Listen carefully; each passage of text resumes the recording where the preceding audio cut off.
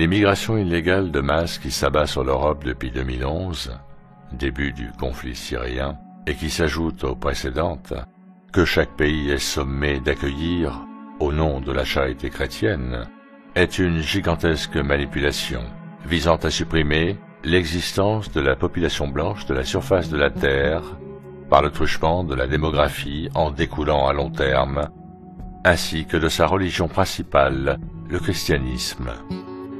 En ouvrant les frontières à ces populations massives de gens fuyant leur pays en guerre, guerres au prétexte frauduleux, de gens dont la religion principale est l'islam, et en les intégrant de force dans des sociétés dont la culture est chrétienne, tout en faisant croire à leur peuple par une rhétorique mensongère qu'ils vont s'intégrer, les gouvernements occidentaux sont parfaitement complices de cette destruction en cours. Et je ne parle même pas de ce que cela coûte aux contribuables européens dont le niveau de vie est en train de drastiquement chuter. Comprenons-nous bien, l'Europe a eu dans son histoire besoin de l'immigration et elle ne s'est pas privée de l'utiliser. Beaucoup de ces migrants se sont parfaitement intégrés depuis, se convertissant ou non au christianisme d'ailleurs. Mais le fait est qu'un grand nombre d'entre eux ne s'est jamais intégré complètement, ni même pas du tout, créant des communautés qui vivent entre elles et ne se mélangent pas, et souvent, ces communautés sont très religieuses et pratiquent un islam plutôt modéré. Cependant, si l'on étudie un peu la question, on se rendra vite compte qu'un vrai prosélytisme agressif semble être à l'œuvre, tant au niveau social qu'au niveau de la narration officielle, et que cet islam modéré en façade cache en fait un islam intégriste, prenant entre autres lois coraniques celle de la charia. Comprenons également qu'un des objectifs des kabbalistes est de provoquer une nouvelle guerre de religion en Europe entre l'islam et le christianisme, afin de pouvoir présenter l'antéchrist comme l'ultime sauveur de l'humanité. Cette guerre de religion sera une guerre civile. Aujourd'hui, ce sont les volumes qui précipitent les choses. C'est pourquoi nous assistons depuis 6 ans en Europe à des vagues d'immigration successives et massives de réfugiés de guerre dont l'origine est frauduleuse comme je l'ai dit, dont on remarquera quand même aussi sur certaines photos l'absence quasi totale de femmes et d'enfants, et la jeunesse de cette population migrante.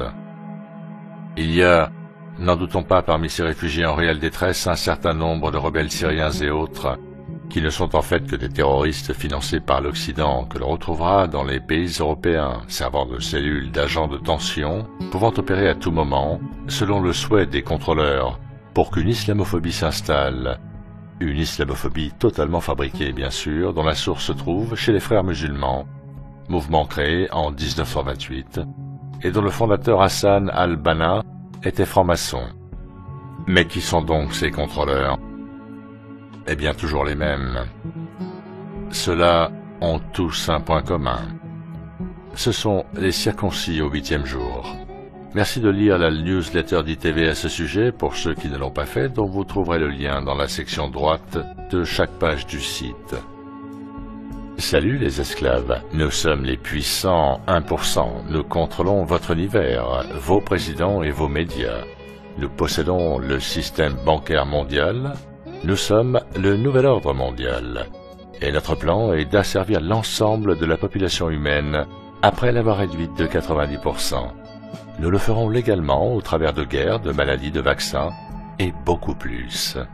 Merci de vous rasseoir et de nous regarder déclencher la 3e guerre mondiale. Soros est en charge de l'immigration de masse par le biais de sa société écran Open Society et de ses financements sans limite d'opérations de corruption politique afin d'ouvrir les frontières et d'activités terroristes locales, renforçant l'islamophobie, sujet de polarisation des masses à mettre en parallèle de l'épouvantail russe tout aussi fabriqué, relayé 24/7 par leurs médias, c'est-à-dire tous les médias mainstream. Ils ont leurs marionnettes exécutantes. Ici, nous avons Tonton Macron, qui déclarait, en février 2017, « Contrairement à ce que certains disent, nous ne sommes pas aujourd'hui confrontés à une vague d'immigration. » De volume, je vous parlais tout à l'heure. En fait, vous allez voir dans le clip suivant une présentation qui, bien que datant de 1996 et focalisée sur les USA, explique parfaitement le problème fondamental de la mécanique de l'immigration de masse que nous vivons en ce moment en Europe, quelques 22 années plus tard, et qui, inéluctablement, par effet démographique, le nombre de naissances chez les musulmans étant supérieur au nombre de naissances chez les chrétiens, va conduire à terme à l'extinction de la population blanche en Europe. Et même si je ne crois plus aux chiffres des populations globales, pays par pays annoncés dans ce clip, réactualisés ou pas, ce que j'ai récemment expliqué dans une vidéo en accès abonné intitulée « Surpopulation, mythe ou réalité », il ne reste pas moins que cette mécanique des chiffres est identique, quelle que soit l'échelle. Gardez aussi à l'esprit que l'intervenant dans cette vidéo n'est probablement pas conscient de la cabale visant à détruire la civilisation blanche. Mais cependant, sa conclusion est la bonne. Voilà les amis, une manipulation supplémentaire faite sur le dos de l'humanité avant tout. Je l'ai déjà dit et je le répète, les religions ne sont qu'une division. La deuxième sur ma liste, après la culture, la langue. Selon moi, la première de toutes les divisions. Rappelons-nous qu'il fut un temps où nous, les humains, seule race au sens propre du terme, étions bien moins nombreux et ne parlions tous qu'une seule et même langue.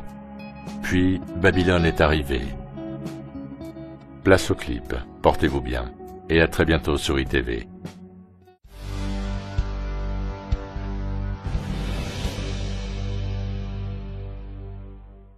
Certaines personnes pensent que l'immigration de masse aux USA permettra de réduire la pauvreté dans le monde.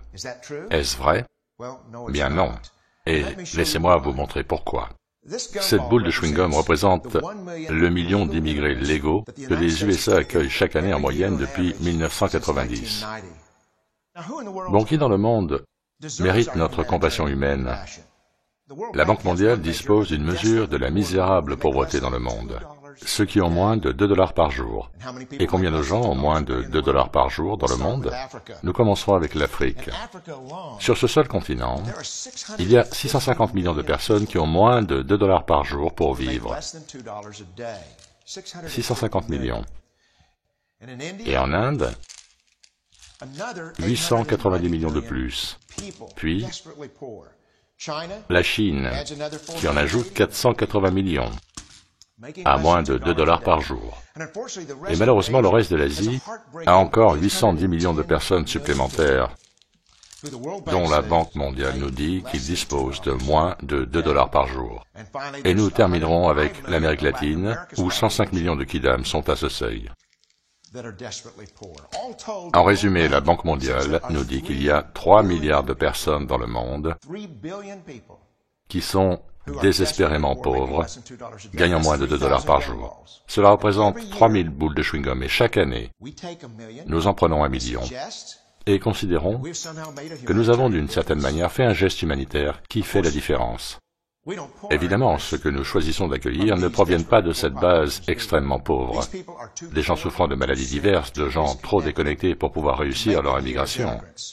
Nous avons tendance à choisir nos immigrants en fonction des meilleurs parmi les pauvres. Et le Mexique représente assez bien le type d'immigrants que nous acceptons, de par leur pluralité. Et le Mexique est un pays pauvre. Combien de pays dans le monde disposent d'un revenu inférieur à celui du Mexique?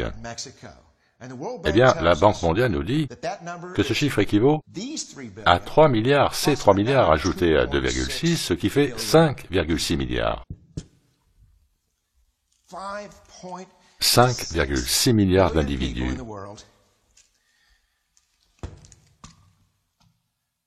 vivant dans des pays dont le revenu moyen est inférieur à celui du Mexique, ce qui représente ici 5600 boules de chewing-gum. Donc qu'est-ce que les élites nous disent? Elles nous disent que lorsque l'on accueille 1 million d'immigrants, d'une manière ou d'une autre, nous érodons la pauvreté dans le monde, et que nous devons le faire malgré l'effet induit nocif sur nos propres inactifs, nos précaires, sur les plus vulnérables de notre société, et sur nos ressources naturelles. Et même si nous devions en arriver à la proposition radicale de Washington, qui est de doubler l'immigration, de passer à 2 millions par an, ce qui surchargerait totalement nos infrastructures sociales et physiques, nous ne pourrions faire la différence et nous ne leur rendrions absolument pas service. Parce que ces millions que nous accueillons, triés parmi ce que l'on appelle les forces vives, souvent les mieux éduqués, et certainement les plus déçus, les plus aptes à changer leur propre système, à améliorer le sort de tous leurs congénères, vont émigrer et par conséquent ne pourront plus remplir ce rôle. Les vrais héros dans ce champ humanitaire sont ceux qui ont les moyens d'émigrer vers un autre pays, mais qui décident de rester dans leur pays d'origine afin d'y appliquer leurs talents pour leurs compatriotes.